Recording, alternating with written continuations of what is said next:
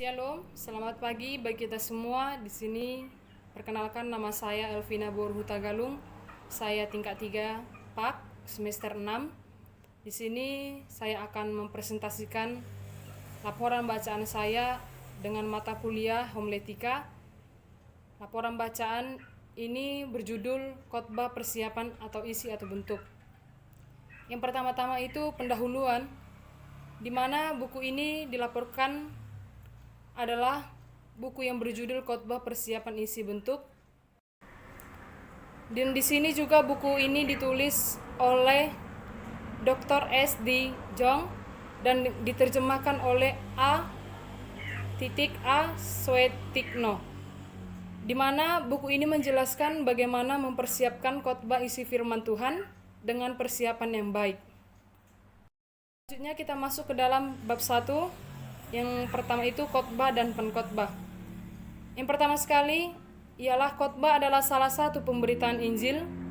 Akan tetapi khotbah bukan saja salah satunya cara pemberitaan, di mana ada beberapa cara lainnya. Contohnya guru sekolah minggu yang bercerita di sekolah minggu, baik itu menggunakan kitab suci atau suatu renungan, baik itu video ataupun televisi, di mana ada beberapa pemberitaan Injil.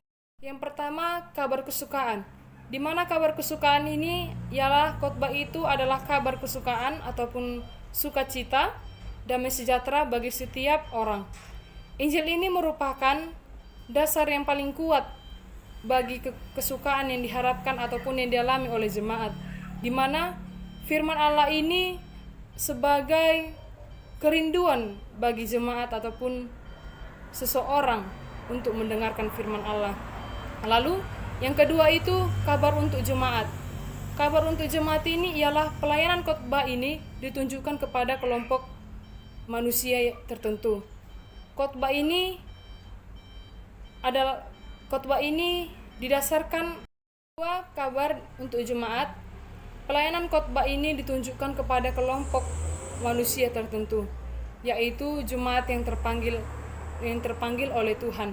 Mengapa? Karena banyaknya di zaman sekarang ini banyak yang terpanggil tetapi sedikit yang terpilih. Yang ketiga itu kata untuk kehidupan sehari-hari. Khotbah itu ialah firman Allah untuk manusia di dalam kehidupannya, di mana di dalam kehidupannya sehari-hari, dalam segala suka maupun duka. Firman Allah adalah sebagai pedoman ataupun sebagai hidup dalam manusia. Yang keempat, kata ajakan.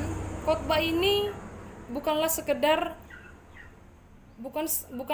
menambah pengetahuan saja, tetapi bagaimana khotbah ini bisa memberikan perubahan bagi orang lain ataupun bagi diri sendiri.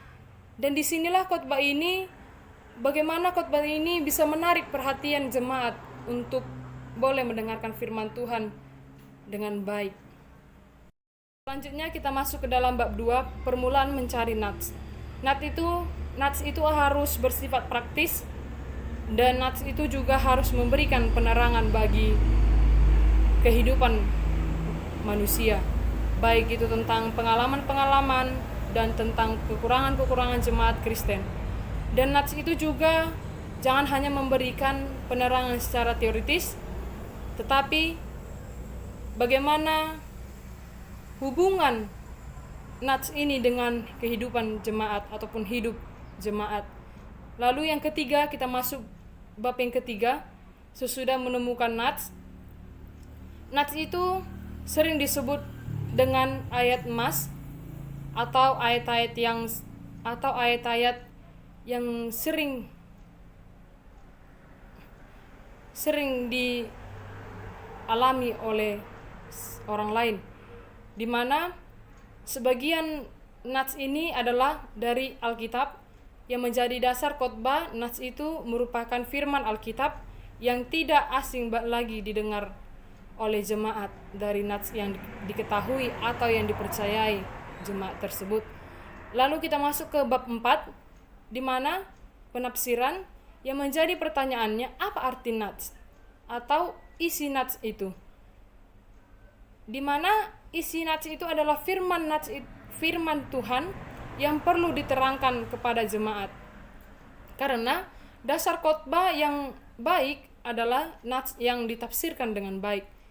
Yang pertama itu, yang perlu sekali ialah membaca nats dengan tekun. Lalu yang kedua, dengan sepenuh hati dan berulang-ulang kali dibaca. Lalu yang ketiga itu, lalu renungkanlah di dalam hatimu. Mungkin itu saja hasil laporan bacaan saya. Terima kasih.